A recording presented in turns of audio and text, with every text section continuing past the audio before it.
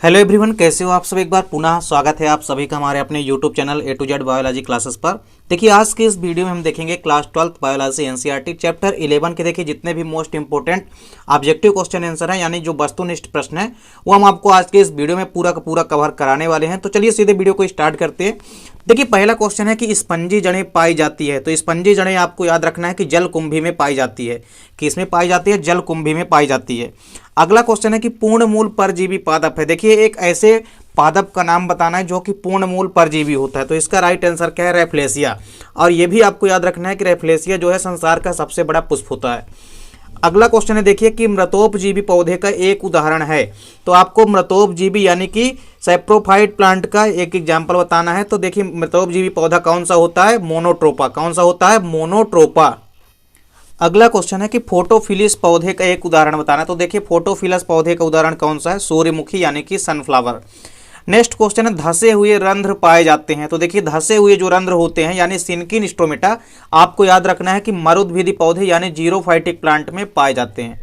अगला क्वेश्चन है कि पौधे की वृद्धि के लिए सर्वाधिक उपयोगी मृदा है। ऐसी कौन सी मृदा या मिट्टी है जो कि पौधों की वृद्धि के लिए सर्वाधिक उपयोगी होती है? तो इसका राइट आंसर कौन सा है? दोमट मृदा। आपको याद रखना है दोमट मृदा जो है पौधे की वृद्धि के लिए सर्वाधिक उपयोगी मृदा होती है। अगला क्वेश्चन है कि वायवीय श्वसन मूलें या जिनको न्यूमेटोफोर कहते हैं ये पाए जाते हैं, कहाँ पाए जाते हैं? तो इसका राइट आंसर क्या है? दलदली पौधों में। देखिए दलदली जो पौधे होते हैं और जो बेसिकली दाल कुल की पौधे होते हैं उनमें श्वसन मूल या न्यूमेटोफोर पाए जाते हैं। तो दलदली पौधे अक्सर आपको याद रखना है कि दलदली पौधों में ही श्वसन मूल या न्यूमेटोफोर पाए जाते हैं जो कि बेसिकली श्वसन का कार्य करते हैं। अगला क्वेश्चन है कि मैंग्रोव पौधे के उदाहरण हैं। आपको ऐसे पौधों के नाम बताने जो कि मैंग्रोव पौधे कहलाते हैं। तो इसका राइट आंसर देखिए क्या है कि राइजोफोरा। राइजोफोरा भी एक मैंग्रोव पौधा है। दूसरा है एबीसीनिया, ये भी क्या है? एक मैंग्रोव पौधे का एग्जाम्पल है। अगला क्वेश्चन है देखिए कि अल्प विकसित संवहनी ऊतक पाए जाते हैं। तो ये आपको याद रखना है कि अल्प विकसित संवहनी ऊतक किसमें पाए जाते हैं? जितने भी जलोद्भिद पौधे होते हैं यानी हाइड्रोफाइट्स प्लांट होते हैं उनमें अल्प विकसित संवहनी ऊतक पाए जाते हैं। अगला क्वेश्चन है देखिए कि जड़ रहित संवहनी पादप है। ऐसा कौन सा पादप है जो कि संवहनी पादप है साथ ही साथ जड़ रहित होता है, मतलब जड़ नहीं होती है? तो इसका राइट आंसर क्या है? वाल्फिया। तो ये संसार का सबसे छोटा जो है पुष्प भी होता है। तो देखिए आपको वाल्फिया प्लांट याद रखना है, वाल्फिया फ्लावर नहीं, यहाँ पे आपका वाल्फिया जो है पुष्प, वाल्फिया यहाँ पे आपका प्लांट दिया गया है। तो वाल्फिया जो होता है यह जड़ रहित संवहनी पादप है। अगला क्वेश्चन है कि मानव जनसंख्या का अध्ययन क्या कहलाता है? तो आपको याद रखना है डेमोग्राफी यानी कि जनसांख्यिकी कहलाता है। अगला क्वेश्चन है कि नागफनी में जो फिल्लोक्लेड रूपांतरण है वो किसका रूपांतरण है? तो ये आपको याद रखना है तने का रूपांतरण है। अगला क्वेश्चन है कि आंशिक परजीवी पौधे का उदाहरण है। तो देखिए चंदन यानी सेंटेलम एल्बम जो है यह आंशिक परजीवी होता है। नेक्स्ट क्वेश्चन है कि मूल पॉकेट किस पौधे में पाई जाती है? ऐसे पौधे का नाम बताना जिसमें मूल पॉकेट पाई जाती है। तो इसका राइट आंसर क्या है? इकॉर्निया यानी कि जलकुंभी में। अगला क्वेश्चन है देखिए कि विविपेरी या जरायुजता किन पौधों में पाई जाती है? तो ये चीज आपको याद रखना है कि मैंग्रोव पौधे या दलदली पौधे जो होते हैं यानी जिनको हम हेलोफाइट्स कहते हैं इनमें विविपेरी या जरायुजता पाई जाती है। अगला क्वेश्चन है कि मृत्यु दर एवं जन्म दर का जैविक अनुपात क्या कहलाता है? तो मृत्यु दर एवं जन्म दर का अनुपात क्या कहलाता है? जैविक इंडेक्स कहलाता है। अगला क्वेश्चन है कि माइकोराइजा किसका उदाहरण है? माइकोराइजा आपको याद रखना है सहजीवी संबंध का उदाहरण है। किसका उदाहरण है? सहजीवी संबंध का।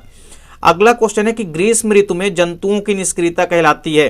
तो ये चीज आपको याद रखनी है कि यदि ग्रीष्म ऋतु में जंतुओं की निष्क्रियता होती है तो उसे हम ग्रीष्म निष्क्रियता कहते हैं, और यदि शीत ऋतु में जंतुओं की निष्क्रियता होती है तो उसे हम शीत निष्क्रियता कहते हैं। तो यहाँ पे क्या है? ग्रीष्म ऋतु में जंतुओं की निष्क्रियता कहलाती है, तो आपको याद रखना है ग्रीष्म निष्क्रियता कहलाती है। अगला क्वेश्चन है कि पौधे के लिए उपयोगी जल है। तो आपको याद रखना है कि पौधे के लिए जो सबसे ज्यादा उपयोगी जल होता है वो होता है केशिकीय जल। अगला क्वेश्चन है कि लैंगिक द्विरूपता का एक उदाहरण लिखना है। तो देखिए लैंगिक द्विरूपता का एक उदाहरण कौन सा है? मधुमक्खी यानी हनी बी। अगला क्वेश्चन है कि एक उभयचर पादप का नाम लिखना है। तो आपको याद रखना है रेननकुलस जो है यह एक उभयचर पादप होता है। अगला क्वेश्चन है कि मृदा का अध्ययन कहलाता है। तो देखिए मृदा का अध्ययन क्या कहलाता है? तो आपको याद रखना है पीडोलॉजी कहलाता है, या हिंदी में आप इसको मृदा जनन कह सकते हैं। तो मृदा का अध्ययन मृदा जनन या पीडोलॉजी कहलाता है। अगला क्वेश्चन है कि मृदा की जो ऊपरी उर्वर सतह होती है उसकी हानि होना क्या कहलाता है। तो देखिए मृदा की यदि ऊपरी उर्वर सतह की हानि होती है तो उसे हम भूक्षरण कहते हैं। क्या कहते हैं? भूक्षरण कहते हैं। अगला क्वेश्चन है कि ऐसे पौधे जो बहुत कम प्रकाश की तीव्रता में उगते हैं क्या कहलाते हैं। तो इनका राइट आंसर हो जाएगा छाया प्रिय पौधे कहलाते हैं। क्या कहलाते हैं? छाया प्रिय पौधे कहलाते हैं।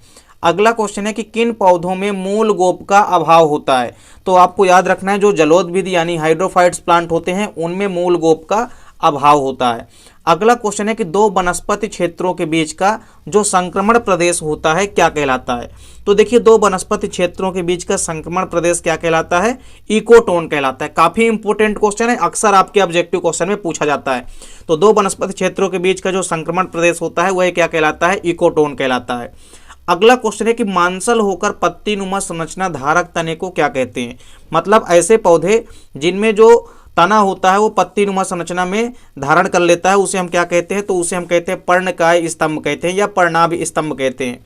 अगला क्वेश्चन है ओरोबैंकी किस प्रकार का पादप है। तो आपको याद रखना है ओरोबैंकी जो है यह एक पूर्ण मूल परजीवी होता है। जैसे रेफ्लेसिया भी पूर्ण मूल परजीवी होता है उसी प्रकार ओरोबैंकी भी एक पूर्ण मूल परजीवी पादप होता है। अगला क्वेश्चन है कि एक ऐसे जीव की पारिस्थितिकी का अध्ययन कहलाता है। देखिए एक जीव की पारिस्थितिकी का अध्ययन मतलब किसी यदि एक ही जीव के पारिस्थितिकी का अध्ययन किया जाता है तो उसे हम क्या कहते हैं? ऑटो इकोलॉजी कहते हैं। नेक्स्ट क्वेश्चन है कि काष्ठीय आरोही पौधों को क्या कहा जाता है। मतलब ऐसे पौधे जो कि काष्ठीय होते हैं और आरोही होते हैं उन पौधों को क्या कहा जाता है। तो इसका राइट आंसर क्या है? लियानास कहा जाता है। तो देखिए यहाँ पे दोस्तों 30 इंपॉर्टेंट क्वेश्चन है जो कि आपके पेपर के पॉइंट ऑफ व्यू से काफी इंपॉर्टेंट है। उम्मीद करता हूं दोस्तों कि चैप्टर 11 के सभी वस्तुनिष्ठ क्वेश्चन आपको समझ में आ गए होंगे। दोस्तों वीडियो अच्छी लगे तो लाइक और कमेंट जरूर कीजिएगा, साथ ही साथ दोस्तों के बीच ज्यादा से ज्यादा शेयर कीजिएगा। मिलते हैं दोस्तों नेक्स्ट वीडियो में, तब तक के लिए जय हिंद, वंदे मातरम।